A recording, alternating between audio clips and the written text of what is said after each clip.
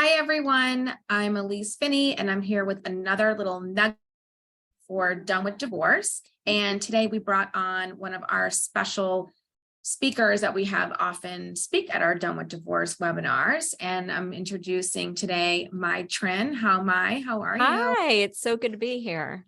Thank you for joining us today. So Mai is a health coach and a chronic disease prevention specialist with her business in Northern Virginia called My Health Now. And we wanted to bring her on because we spent a lot of time in our Done with Divorce webinars talking about self-care. We know that's something that is easily ignored when you're going through divorce, and wanted to share something on how we can address it. So I brought a couple of questions to bring to our expert today. And one of them is, what is the first a person should do in order to make sure that self-care stays top of mind during this process of divorce?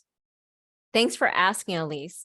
The number one thing you need to prioritize when you are done with divorce is your sleep.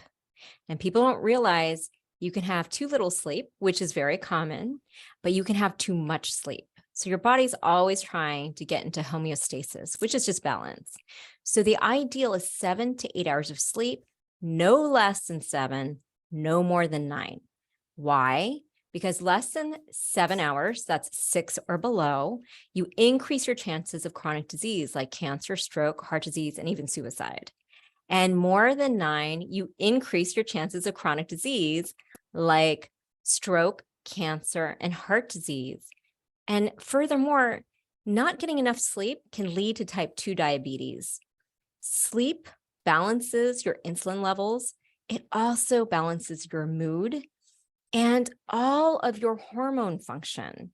So that is a panacea to helping you pivot and look at different possibilities. Think about not a lot of sleep, not a lot of options. Well said.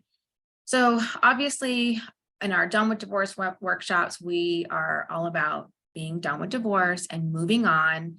And so kind of share with us, what is the one thing that someone needs to have in the toolkit if they want to make self-care change in their life, but they haven't been successful in the past?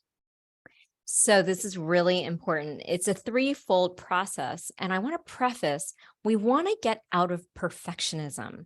Perfectionism leads to paralysis. All you're trying to do when you're done with divorce is move towards progress. It's a threefold process. Number 1, self-compassion. Meet yourself where you are with no judgment towards yourself or the situation. You are simply being. The second thing is to give yourself permission for self-care unapologetically. And the third, which is really important, it's progress, not perfection. It's daily action towards self-care. You're putting your deposit into your self-care savings account. Love it. So we just have to be a little bit more gentle on ourselves, and we'll be good. We'll get the progress we need. Well, thank you for joining us today. I appreciate it, Mai. I really appreciate it. Thank you for having me, Elise.